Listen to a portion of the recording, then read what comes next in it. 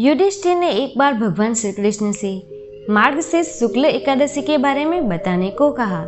तब श्री कृष्ण ने कहा कि यह व्रत मोक्षदा एकादशी व्रत के नाम से लोकप्रिय है। इस व्रत को करने से सभी पाप नष्ट होते हैं और मोक्ष की प्राप्ति होती है। आइए मोक्षदा एकादशी के व्रत की कथा के बारे में सुनते हैं। पौराणिक कथा के अनुसार गोकुल नगर में वेखानस नामक राजा का राज शासन था। एक दिन वह सपने में देखा कि उसके पिता नरक में हैं और कष्ट भोग रहे हैं। सुबह होते ही उसने अपने दरबार में विद्वानों को बुलाया और उनसे अपने स्वप्न के बारे में बताया। राजा ने बताया कि उसके पिता ने कहा कि वे नरक में पड़े हुए हैं, वे यहाँ नाना प्रकार के कष्ट सहन कर रहे हैं। तुम नरक के कष्टों से मुझे मुक्ति दिलाओ। राजा ने कहा कि उससे जब से यह स्वप्न देखा है तब से बड़ा ही परेशान और चिंतित है। राजा ने सभी विद्वानों से कहा कि आप सभी इस समस्या का कोई उपाय बताएं जिससे वह अपने पिता को नरक के कष्टों से मुक्ति दिला सके। यदि पुत्र अपने पिता को ऐसी स्थिति से मुक्ति नहीं दिला सकता है तो फिर उसका जीवन व्यर्थ है। एक उत्तम पुत्र ही अपने पूर्वजों का उद्धार कर सकता है। राजा की बात सुनने के बाद सभी विद्वानों ने कहा कि यहाँ से कुछ दूर पर ही पर्वत ऋषि का आश्रम है।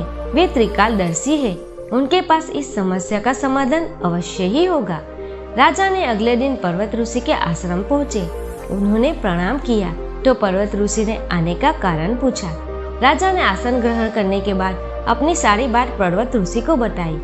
तब पर्वत ऋषि ने अपने तपोबल से उनके पिता के पूरे जीवन को देख लिया। पर्वत ऋषि ने राजा से कहा कि उन्होंने तुम्हारे पिता के किए गए पाप को जान लिया है। पूर्व जन्म में उन्होंने काम के वशीभूत होकर एक पत्नी को रति दी, लेकिन सौत के कहने पर दूसरी पत्नी को ऋतुदान नहीं दिया।